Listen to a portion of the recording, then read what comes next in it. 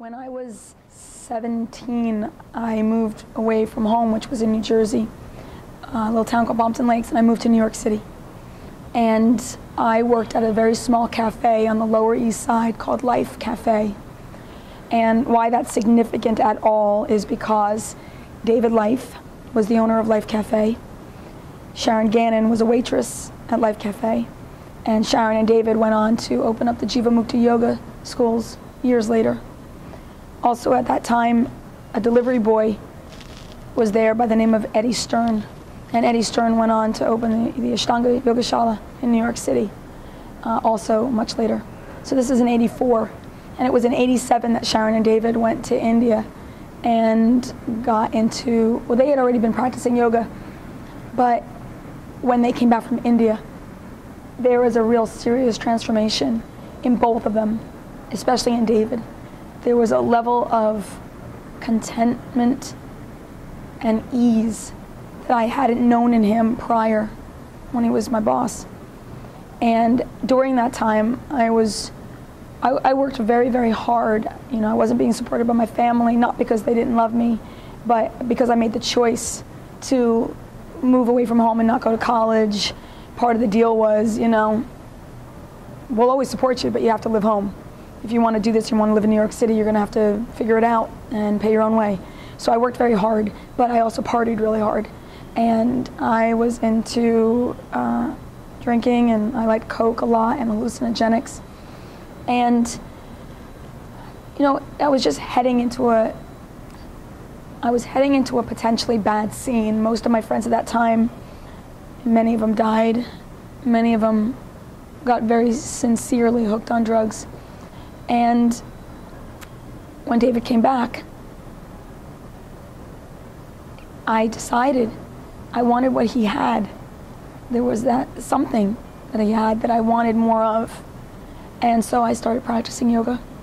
And slowly, you know, I stopped smoking cigarettes and then gave up the drinking and gave up the drugs. And it was a very organic process. It wasn't this challenging thing. It's just it didn't feel good in my body anymore. And I gave up eating meat and started to adopt yoga as a lifestyle beyond the body. But that took years. It was a very physical practice at first. A lot of extra push-ups. You know, I was that horrible student that would rip up the yoga mat and walk out before Shavasana. I was very tense, and I was an intense young person, and it took a lot of yoga for me to feel anything. It took a lot of deep, deep work for me to open any part of my body, let alone my heart. But thank God I kept the practice, because when that moment happened where my body finally surrendered to such a degree that I heard for the very first time what the teacher was saying, and not from my head, I heard it in my heart. I just knew my life was never going to be the same again. And so that's really the earliest, that's kind of my early beginnings with yoga. That's how I got into it. And it just morphed from there. What is the timeline of this time? 84, I moved to New York. 87 is when I got into yoga. So I was about 19 or 20 when I started getting really into it. And then from there? From there, yoga at that time in New York City wasn't really, you know, it wasn't what it was today. It is today. And I used to get stoned and sit in Central Park and listen to Led Zeppelin. There's a song called Going to California. And there's a line, someone told me there's a girl out there with love in her heart and flowers in her hair. And I used to just be tripping, thinking, that's me. I am the girl with flowers in her hair and love in her heart, and I got to go to California because I think that's where the spirit is. So I moved to Los Angeles. I think they may have been talking about San Francisco because I couldn't have been so wrong. But what Los Angeles did provide was that in Los Angeles, there's a real openness towards alternative healing from alternative medicine to different physiological practices to really weird spaced out trip, but there's an openness to it. And so I felt very comfortable in the exploration process. And so again, destiny kind of took over, because I started to practice yoga at YogaWorks. YogaWorks was really the only scene in town at that time. There was only one little studio, but I couldn't afford the classes. They were, just too expensive for someone like myself. And so I found out that at YogaWorks, they had an exchange program that if you stuff envelopes, you get a free class, for every hour you stuff, you take any class you want. So I stuffed a lot of envelopes. And eventually they hired me to work there part-time and then full-time. So I was the girl behind the desk that was working the computer, that would sign you in and sweep the sweat off the floors. But I got to take unlimited yoga. And some of the best, most amazing yoga teachers came through YogaWorks at that time, because there was no place else to go. From Richard Freeman, of course, Rod Stryker, Brian Cast, Patricia Walden, international teachers. They were coming in from Italy, India, all over, and I got to take them all for free. And I still can't believe how blessed I was that I could just pop into any class at any time and didn't have to worry about the financial burden behind it. So I got into power yoga at that time through Brian Cast, who became a very, very dear friend. And one day on a hike, he said to me, "There's no one in the world that I'd rather see teach power yoga other than you." And I wasn't a teacher at that time. I wasn't even thinking about it. In my head, I thought, you got to be teaching, you got to be practicing yoga like 20 years before you can even consider teaching it. And so I was like, Brian, no, that wouldn't, I couldn't do it. And then the very next day, Mati Israti, who was the owner of YogaWorks, who eventually became my mentor, she said to me, "You should take the YogaWorks teacher's training." And I thought it was weird that within 24 hours, two people that I really respected were saying basically the same thing. So I thought about it, decided I wanted to do it, but I couldn't afford it. It was $600 for a 200-hour program, which is hysterical considering what it is now, but I still couldn't afford it. This was in 1994. And so I called my parents, and like I said, I had never asked my parents for any money. And I told them what it was, what I was doing, and my mom and dad said, "Well, why don't we give that to you as your birthday present?" And I felt comfortable with that. And to this day, my parents say it's the best check they've ever written in their entire life. Except I sucked. I was horrible in teacher's training. Teacher's training was one of the worst experiences I ever had. I was a really good practitioner. I was an organic practitioner. I didn't really think too much about it. I was just very much in my body. So I never thought about technique or alignment. And when I got into teacher's training, I was so overwhelmed by the information, and not overwhelmed, I didn't get it. I couldn't get my head, or rather, I couldn't get the information to translate from my body into my head and vice versa.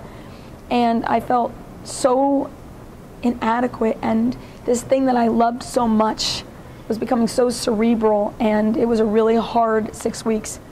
And I managed to get through the entire 6 weeks without actually ever teaching a pose.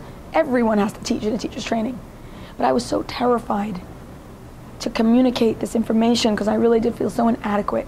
I knew how much I loved it and how passionate I was, but I didn't believe that the limited vocabulary that I had could ever capture the love that I felt, and that any word that I tried to use would do such an injustice to this tradition that it had such a profound effect on my own life.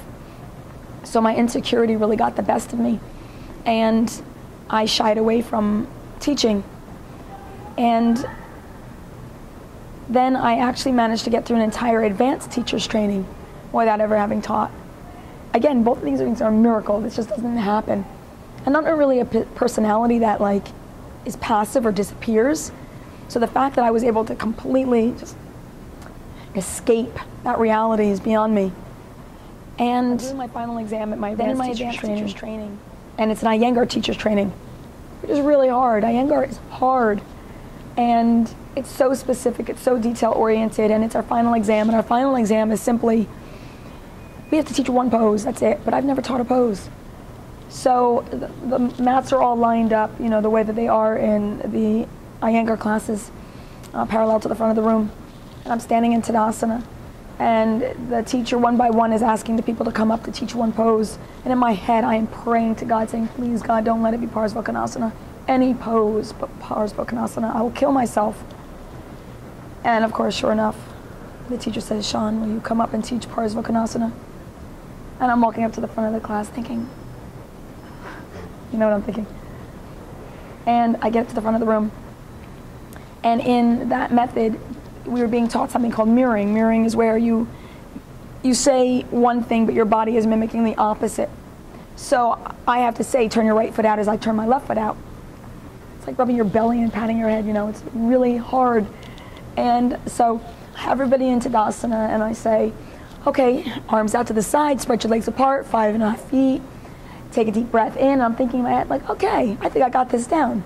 Exhale, turn your right foot out as I turn my left foot. Take another deep breath in. Exhale, bend your right knee. Take another deep breath in. Exhale, and I reach my left hand towards the floor. But in that moment, it was like someone had reached into my brain and had taken away, not even the next sentence, it took away every word. I'm staring at my hand, I'm staring at the floor. I know something has to happen to get those two places to meet, but I don't know what to say. It's my worst nightmare, being made manifest. And I could see all the other students are looking at me and just pointing to their hands and like putting their hands down. So I stand up and I said, can I try again? Of course.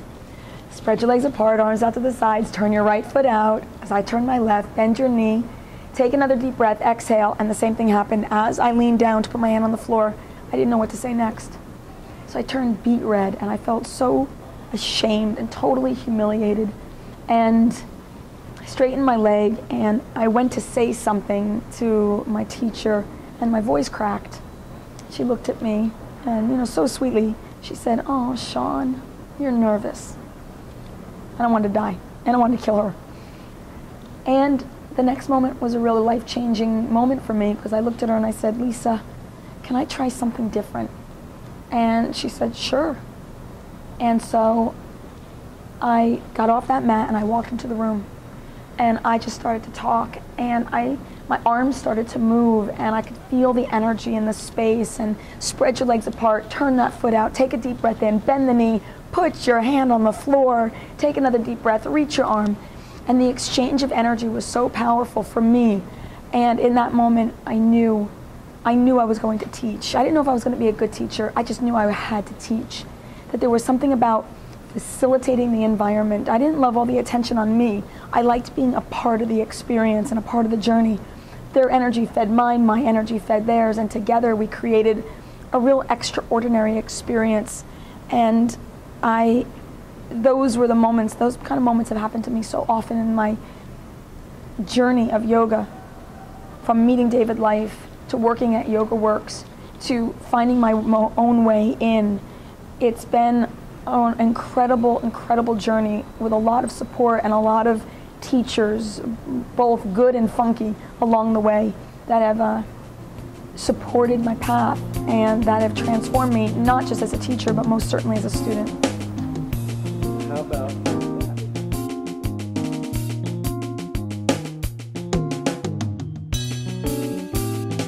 My name is Sharon Corn. I'm in California, 44 years old. I've been doing yoga for 17,000 million years.